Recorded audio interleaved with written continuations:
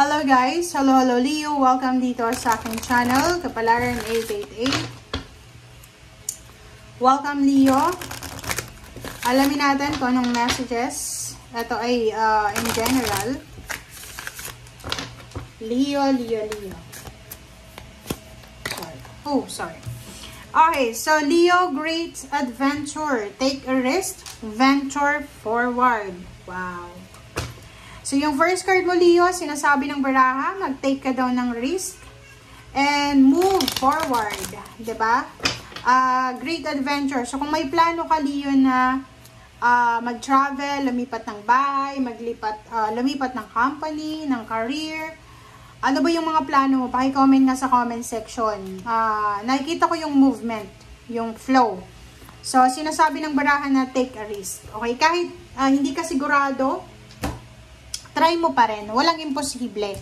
All is possible naman. Kung hindi yan posible, okay lang. 'Di ba? So, number 35, it's 8. First chakra, Archangel Michael. Sinasabi sa'yo dito, Leo, na ano man itong travel, ano man itong adventure, ano man itong plano mo sa buhay, you are guided, you are protected ni Archangel Michael, especially kung tungkol yan sa financial, or kung tungkol yan sa tangible or pagkakapirahan. Okay? Okay. Thank you.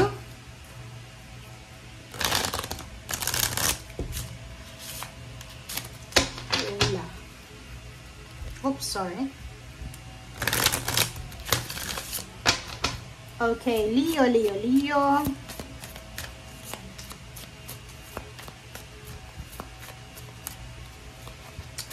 Okay. First card mo, Leo, is the Chariot.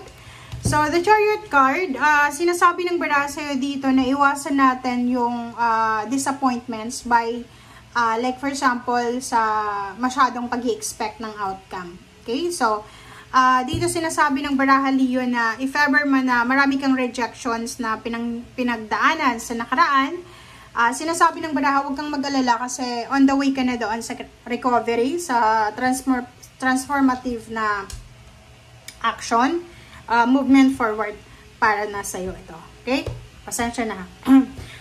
Dito sinasabi ng barahan na Three of Swords is all about your past pain, past heartaches, or past mga trauma. And sinasabi ng barahan na oras na para i-let go ito. Oras na para pakawalan. Oras na para simulan yung pagbabago. Sinasabi ng baraha sa'yo, diba, na great adventure, take a risk, venture forward. Itong Zero the Fool is risky siya. So, kung mayroon kang pagkakataon, Leo, na baguhin yung sitwasyon mo in a risky situation, in a risky manner, sinasabi ng baraha na grab the opportunity kasi itong risky na to na gagawin mo ay pwedeng makatulong to sa'yo para maging balance yung pera mo, yung relationship mo, yung buhay mo.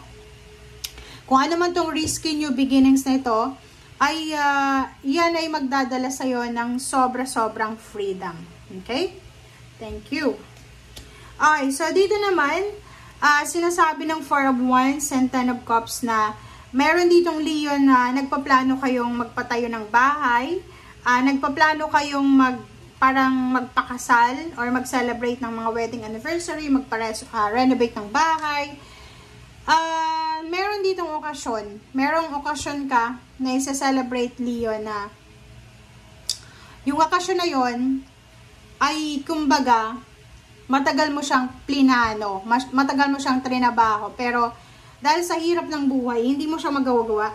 So ngayon, sinasabi ng baraha sa'yo dito na yung emotion mo, yung family life, yung foundation ay sobrang stable sa ngayon na siguro for several decades, dekada yung lumipas na walang katahimikan yung buhay pamilya mo, buhay emotion. But now, sinasabi ng baraha sa'yo na sobrang magiging stable, relax, calm, balance yung pamilya mo. Okay.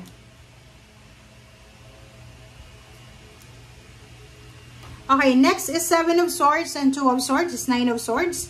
So, sinasabi ng baraha sa'yo dito, mag-iingat lang tayo, Leo, sa mga decision making natin. Kasi, yung decision making natin dapat nasa persistent tayong estado sa pagde-decide.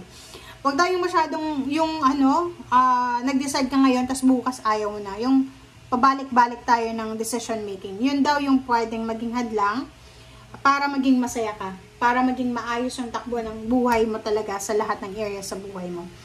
Yung Two of Swords, sinasabi ng baraha dyan na as much as possible, kailangan mong pag-isipan lahat ng moves mo. Okay? Seven of Swords, yung mga actions natin, yung mga decision making natin, siya yung pwedeng maging hadlang, siya yung pwedeng maging hindrance, siya yung pwedeng maging traidor sa mga plano natin sa buhay. Okay? So, kailangan mong magdesisyon ng maayos ang tama. The Devil. Diba? So, dito sinasabi sa'yo, Leo, ng baraha na especially yung ibang Leo na gustong mag-ipon ng pera, gustong mag-impok, mag-save sa bangko, or magtipid, kailangan mong maging consistent, maging persistent ka dyan sa plano mo kasi mapapaligiran ka ng mga temptation. Pwedeng gusto mong mag-save ng pera tapos palagi ka sa mall, 'di ba? So temptation 'yun na makapag-shopping or kahit hindi makapag-shopping, pupunta sa supermarket kahit wala namang kailangan. So make sure na maging persistent ka sa goals mo talaga. Kung gusto mo mag-ipon ka, pero stay away from distraction, stay away from temptation. Okay? The Hermit and Nine of Cups and Queen of Cups. So, sinasabi ng baraha sa'yo dito, Leo, na ang ganda ng baraha mo, mahanap mo daw ngayon, okay? So, kung halimbawa ilang beses or ilang dekada, ilang taon ka nang nagsasuffer sa mga imbalances sa buhay mo, sinasabi ng baraha sa'yo dito na you will find, okay? You will find the real peace of mind. You will find the real stability, financial stability. Ibig sabihin dito, sobra-sobra kang magiging masaya, satisfied, contented, kasi makikita mo yung liwanag. Makikita mo kung ano yung dapat makita. Yung Nine of Cups is sobrang happiness siya. Okay? Yung The Hermit is sobrang liwanag. Yung Queen of Cups is sobrang kalmado. So, sinasabi yung Six of Pentacles is sa usaping financial, mamamanage mo yung financial mo ng maayos. So, sobrang perfect yung baraha mo sa ngayon. Okay? And sa ilalim niya is Prince of Swords and Death card.